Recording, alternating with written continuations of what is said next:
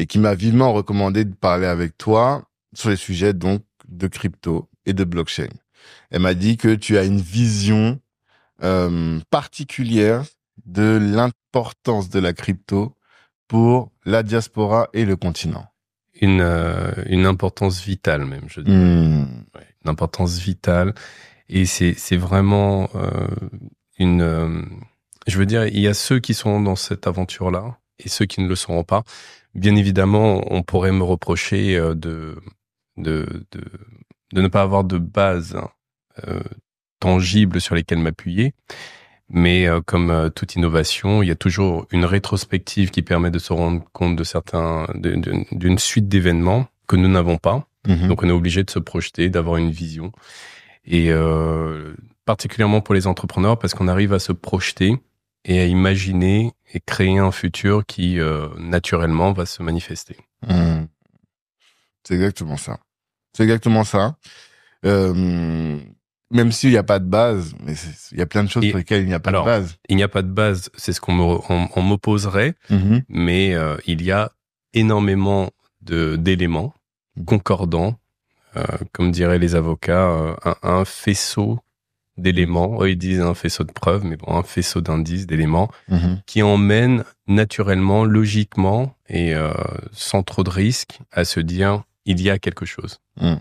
Et on est là aujourd'hui en train de parler de ça. Souvent, je m'en veux moi-même parce que on fait ce podcast peut-être un peu trop tard par rapport à quand moi j'y suis rentré. J'aurais dû être en mesure de parler de ça plus tôt, mais voilà, il fallait faire son aventure. Et aujourd'hui, on est dans cette phase particulière où il y aura un basculement, et c'est maintenant que ça se passe.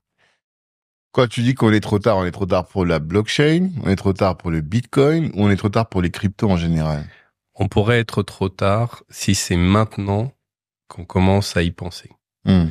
J'aime bien la phrase de l'ancien PDG de Binance. Bon, il a été arrêté aux États-Unis. Peut-être c'est pas bon de le citer, mais j'avais trouvé que cette phrase était très parlante. On lui avait posé une question lors d'un événement. Je crois que c'était à la Paris Blockchain Week en 2022, quelque chose comme ça. Et on lui a posé une question sur les crypto-monnaies. Est-ce que vous pensez qu'il est encore nécessaire d'éduquer les gens ou d'encourager les gens à rentrer dans les cryptos?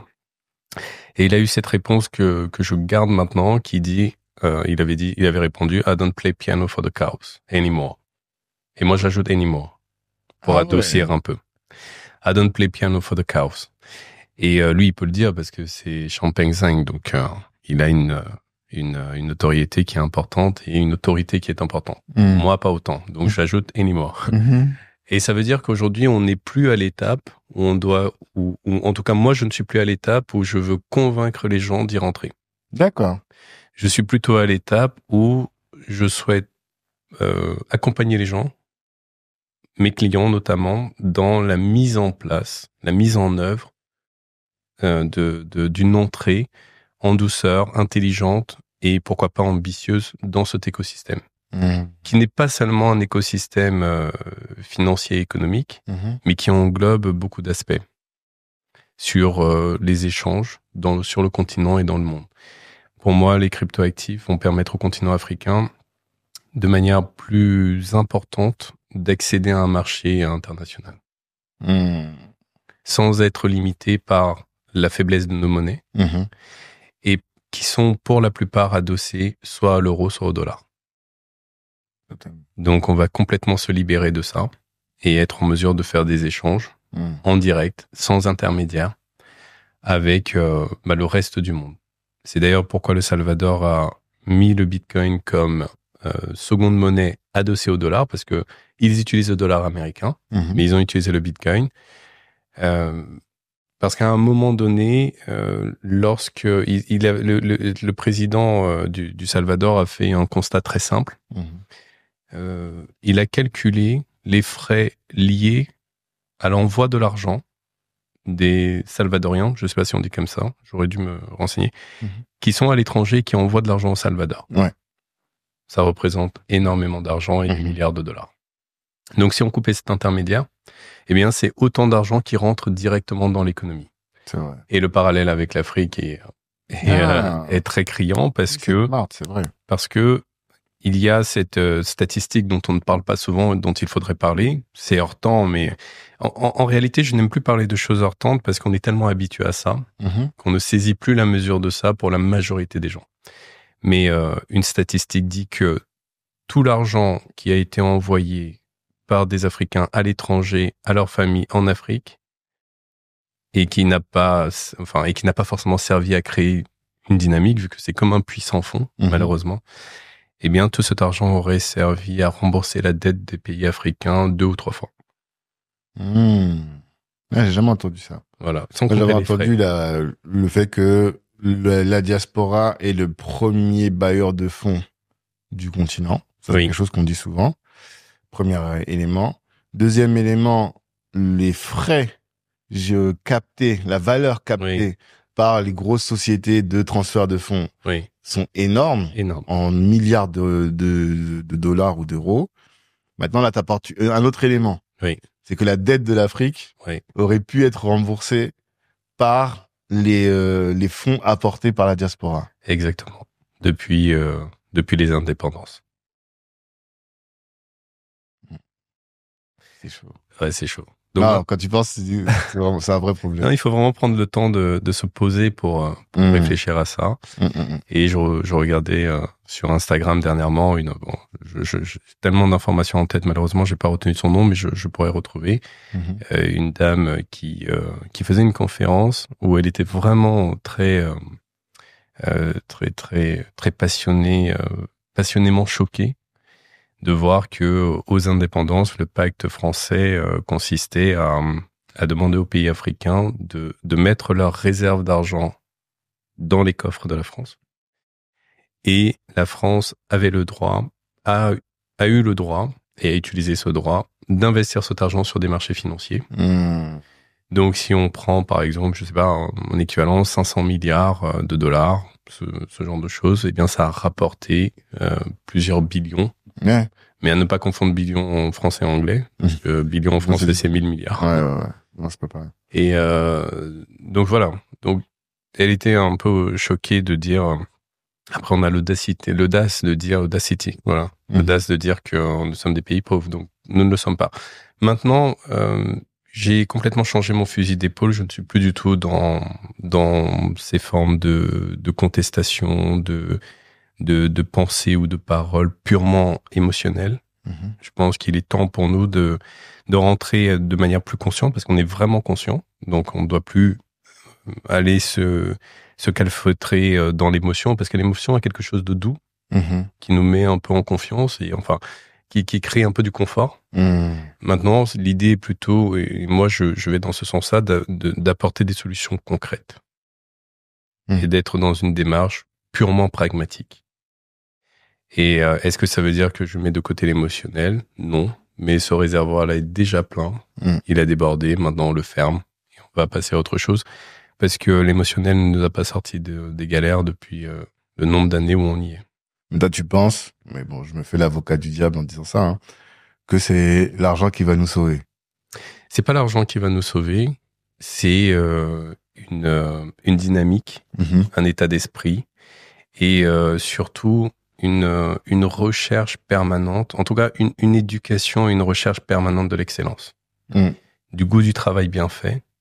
Et surtout de la précision. Je donne toujours l'exemple de la salle de bain. Lorsque tu vas dans des pays européens en général, prenons le Portugal par exemple, ou les Polonais qui sont assez doués dans le bâtiment, lorsque tu vas dans leur salle de bain, bon, je vais d'abord commencer par l'exemple inverse. D'abord le négatif, ensuite le positif. Tu vas dans nos salles de bain qui ont été faites chez nous en Afrique ou par des artisans de notre continent. Dans la salle de bain, le joint, c'est un gros pâté. Je dis pas tout le monde, bien sûr, pas d'amalgame.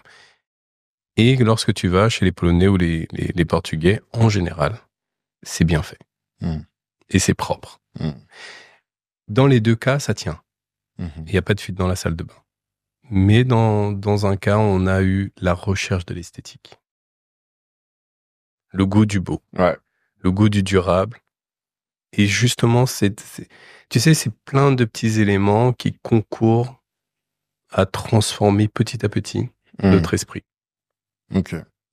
C'est intéressant que tu aies dit ça, Deux questions, moi, qui me paraissent importantes et à évoquer avec toi, et justement qui sont d'autant plus importantes si on les met en perspective de tout ce que tu as dit dans la première partie. Oui. Donc, de lier à l'Afrique, à son histoire et à sa place dans le concert des nations aujourd'hui, ou en tout cas celle qu'elle devrait avoir.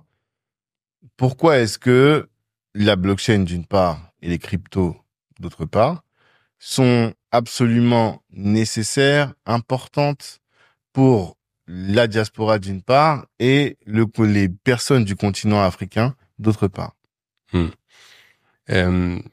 Sur l'aspect de... Alors, avant de répondre à ça, peut-être je termine sur l'aspect des sociétés que j'ai mises en place. Ça va aider à la compréhension. Tout à fait. Je me suis lancé dans une série de partenariats. C'est pour ça qu'on m'a plus trop vu sur les réseaux. Parce que j'étais vraiment en train de bosser, vraiment. Il y a une question que tu poses sur le rythme de travail que j'ai mis en place, voilà. Donc moi c'est lever tous les jours entre 5h et 6h en général, et bon, rien de neuf sur le soleil. Donc j'ai créé une série de partenariats stratégiques avec des acteurs majeurs dans la crypto. Donc j'ai créé le site Nikki Store. NIQYSTORE. Nikki Store is the new Colette, parce que je pensais au magasin Colette qui était sur Paris, qui avait plusieurs marques, donc un truc d'Old School, d'Old G, tu connais. Ouais. Et donc j'ai créé Nikki Store avec un partenaire avec Binance à Singapour. L'idée c'est de proposer à mes clients d'acheter des gift cards qui contiennent de la crypto. Donc ça veut dire demain, voilà, tu as un ami, tu veux lui faire plaisir, au lieu d'acheter un truc qui va finir dans son placard, tu lui dis tiens, je t'offre de la crypto. Donc tu lui offres un actif. Un NFT? Non, c'est un gift card, donc c'est une carte cadeau. Virtuelle qu'il reçoit et qu'il peut redeem, donc mettre sur un compte crypto. Et s'il veut savoir comment faire, je lui mets toute la procédure.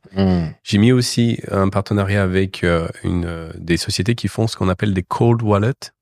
Ce sont des portefeuilles froids qui en gros, c'est ton coffre-fort que tu as sur toi qui est un format carte bancaire. Donc, tu stockes ta propre crypto, elle n'est pas sur les marchés, tu peux pas te faire hacker, tu peux pas te faire pirater.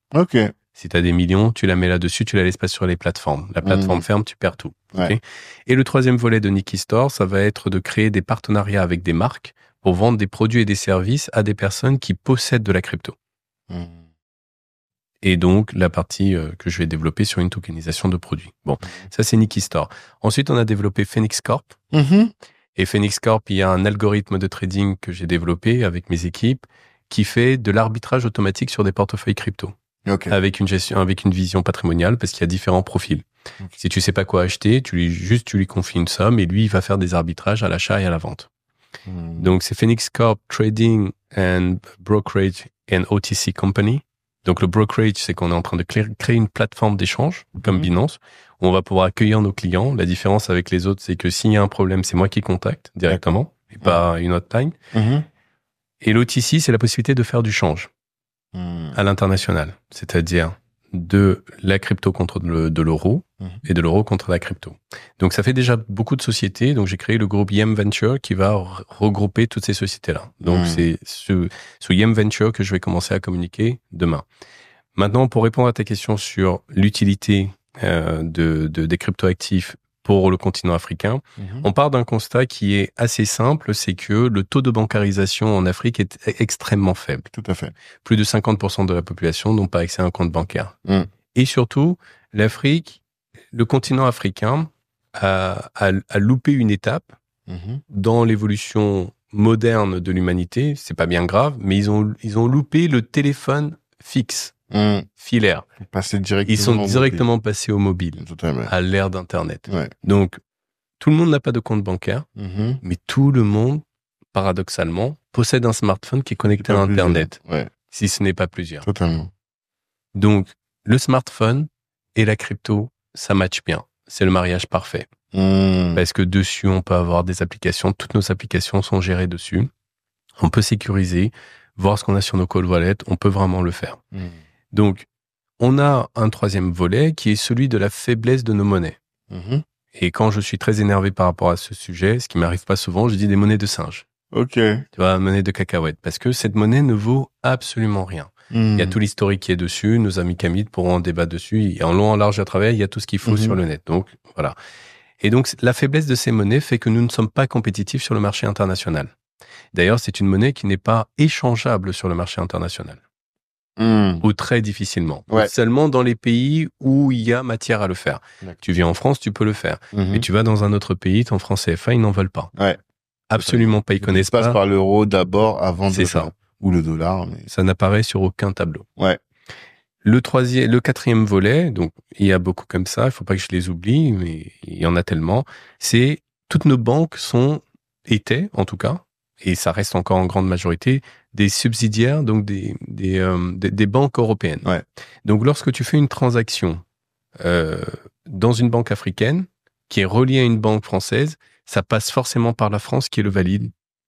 Même si maintenant il y a des banques qui viennent de Tunisie, du Maroc et d'autres, mais qui sont ça aussi reste toujours les autres, quoi. Et limitées par le marché international et qui ont les mêmes modes de fonctionnement que les banques traditionnelles, si ce n'est plus. Donc nous, on fait un virement, ça prend 48 heures. En Afrique, ça prend peut-être, j'ai failli dire 48 jours, mais là, j'aurais été très marseillais, j'aurais abusé. Big up aux Marseillais. Mais ça prend quand même pas mal de temps et beaucoup s'en plaignent, tu le sais. Donc, lorsqu'on fait face à donc une faiblesse de la monnaie, une inflation galopante, un besoin de rentrer de plein pied dans cette modernité, sans opposition aux traditions, aux valeurs. C'est pas ça le sujet. On a tous des smartphones. On a la jeunesse la plus importante dans le monde. On a des entrepreneurs, des inventeurs qui te bricolent des trucs avec pas grand-chose. La crypto a tout son sens parce que grâce à la crypto, on peut transcender les limitations structurelles du système financier que nous avons, qui nous a été imposé, et de ce fait, accéder immédiatement à un marché international. Donc, je pense par exemple à un système de liquidity provider. Tu vois, par exemple, en Afrique, nous avons beaucoup de personnes, entrepreneurs ou autres, qui ont beaucoup de cash, ou des commerçants. C'est pas du tout issu de la drogue, parce que dès qu'on parle de cash, on pense à des trucs subversifs. Chez nous. Mais chez nous, tu vois, les commerçants, ils ont énormément de cash, mais vraiment énormément de cash. Alors, je le dis à ceux qui ne savent pas, mais il y a beaucoup de milliardaires en Afrique et des milliardaires en euros, mais en francs CFA. C'est pour vous dire le volume d'argent qu'il y a. Donc, à ces personnes-là, elles sont limitées par le taux de change et l'accès à la banque, et surtout, il y a cette défiance par rapport à la banque. Comment cette personne accède à un marché international sans passer par des intermédiaires, des choses, des trucs comme ça? Et perdre de la valeur. Et perdre de la valeur au final. Donc, si on met en place un système de liquidity provider, ça veut dire que des personnes en dehors de l'Afrique qui veulent faire des affaires en Afrique vont venir, en général, ça existe déjà, déposent leur devise, on leur donne de l'euro, du franc CFA dans une pool de liquidité et vice-versa. Et ben, on pourrait faire la même chose en crypto. Ça veut dire que des personnes qui ont de la crypto, qui veulent investir, ont besoin de cash. Tant qu'on a du franc CFA, elles laissent de la crypto, elles récupèrent du franc CFA. Et celui qui a donné le franc CFA récupère de la crypto et a accès au marché international. Il peut acheter un appartement à Dubaï, il peut acheter un appartement à Paris si la législation le permet.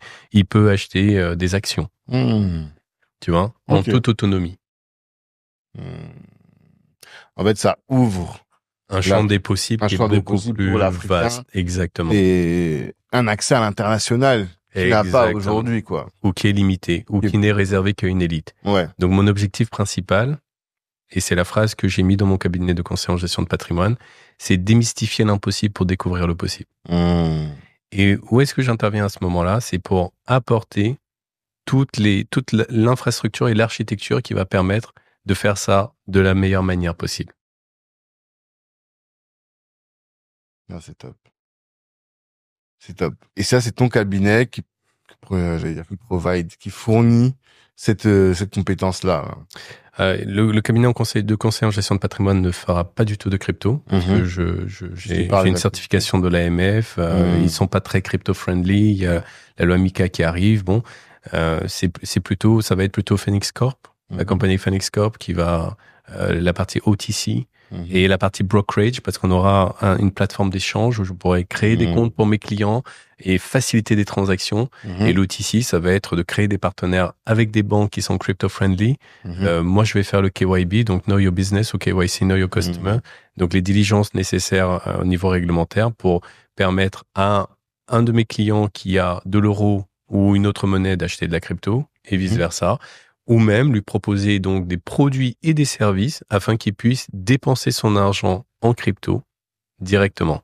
Typiquement, acheter de l'immobilier, s'acheter une Rolex, s'acheter ce qu'il veut, une voiture, whatever. Et quel est l'accueil? Parce que la difficulté sur les sujets liés à la crypto et à la blockchain, c'est que c'est des sujets dont on sait qu'ils sont fondamentaux, qui peuvent régler les problèmes que rencontre le continent. Oui. Mais la courbe d'adoption en Afrique, elle est pas du tout exponentielle, quoi. Oui. Tu vois? Comment est-ce que tu comptes régler ce problème? Alors, en faisant beaucoup d'éducation financière, énormément de conférences, je pense qu'à un moment donné, il faut être sur le terrain et s'appuyer sur des personnes qui croient en cette technologie ou, à défaut d'y croire, ont compris la vision et vont participer à une dynamique vertueuse. Et je dis bien, l'objectif pour moi, ce n'est pas du tout d'opposer ou de taper forcément sur le système bancaire tel qu'il est. Il est ce qu'il est. Je reste très pragmatique. Mais l'idée, c'est d'apporter des alternatives intéressantes à des personnes qui se retrouvent à un moment donné limitées. Et c'est vrai que ça touche particulièrement le continent africain. C'est pas pour rien que le Salvador a mis le Bitcoin. Et la Centrafrique aussi. Mais en fait... Mais ça me fonctionne un tout petit peu moins bien. Et voilà, c'est ça la question. Alors nous, je pense que là où il y a un problème... qui végètent, quoi. Voilà, c'est ça. Ouais, c'est l'Afrique, quoi. ça me peine de le dire, mais c'est ça. Donc tu fais partie Mais alors, nous, il y a eu plusieurs sujets, mais c'était il y a peut-être 1 an ou 2 quand il a lancé ça. Mais bon, beaucoup de gens disaient, dans les forums et dans les discussions qu'on pouvait avoir entre nous, que c'est pas un sujet qui est fondamental pour la République centrafricaine. Je me souviens quand j'étais en seconde, quand j'ai dit au à mon prof d'histoire que j'étais centrafricain, il a dit « Ah, tu es d'un des pays clochards du monde. » Il m'a dit ça comme ça. Ah oui, quand tu l'as dit que tu étais de Centrafrique. République centrafricaine. Aïe, aïe, aïe. Bon, ça m'avait blessé, mais quand j'y suis allé encore en avril précédent, là, je me suis dit effectivement... Il avait pas tort. Mais il a pas tort, en vrai. En termes de développement, en fait, il y a tellement de choses à faire. L'accès à l'Internet est problématique. Je devrais pas le dire au micro pour protéger mon beau pays, mais l'accès à l'Internet est problématique. L'accès à l'eau courante est problématique. Le taux d'alphabétisation, vraisemblablement, en tout cas, si on prend les normes, des chiffres internationaux, est très faible. Nous, on a tous des gens qui meurent toutes les semaines dans des conditions et on se demande est-ce que c'est prioritaire de lancer des actions sur le Sango Coin, donc cette crypto-monnaie, alors que les fondamentaux du développement ne sont pas assurés. Quelle est ta vision là-dessus? Tu sais, j'ai un ami qui est revenu d'Afrique et qui m'a dit une chose qui était tellement forte. Il m'a dit, quand il est revenu et qu'il a vécu des déconvenues, il s'est dit, il était à 2 doigts de demander au gouvernement français de retourner coloniser l'Afrique. C'est dur quand même pour de dire ça. Très, très, très, très dur. C'est pour te dire à quel point il a vécu des choses, bon, c'est individuel, on va dire, mais ça emmène à une réflexion. Donc, je vais m'appuyer un peu sur ce que dit Kerry James. On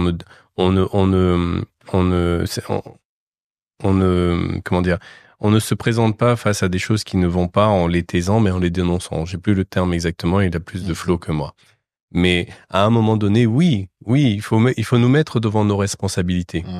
Tu vois, toi qui es chef de famille, tu le sais très bien, tu vas très bien être en mesure de dire à un de tes enfants un jour, je suis désolé, mais là tu déconnes. Et ça marche pas, tu peux pas le faire. Tu vas blesser ses sentiments, très certainement, mais tu sais que c'est bon pour lui. Totalement. Et quand il va corriger, ça ira mieux. Dans presque 100% des cas, on est d'accord. Bon. Donc, de dire ça de nos pays, c'est la meilleure chose qu'on puisse faire pour eux parce que notre intention est justement une intention d'amour. C'est une intention de voir des choses avancer. Et comme on allie les deux, l'aspect émotionnel, l'amour de nos pays, l'aspect pragmatique, nous sommes des entrepreneurs. Et c'est ce qu'Aliko Dangote a essayé de faire. Et tu sais très bien dans quelle situation il se retrouve aujourd'hui. Alors que voilà quelqu'un qui a fait une œuvre majeure. Ouais.